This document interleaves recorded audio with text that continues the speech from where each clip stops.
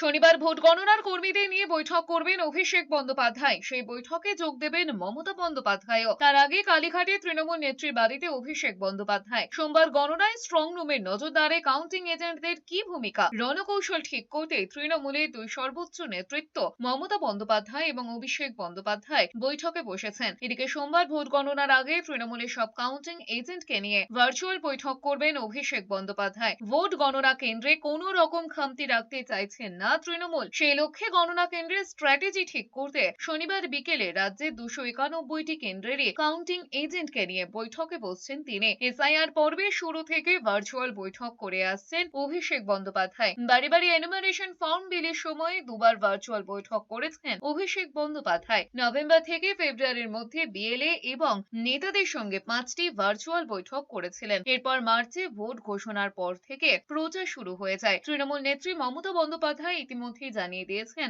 226 আসনে জিতছে তৃণমূল। এই অবস্থার গণনার দিনে কোনো রকম খামতি চাইছে না তৃণমূল।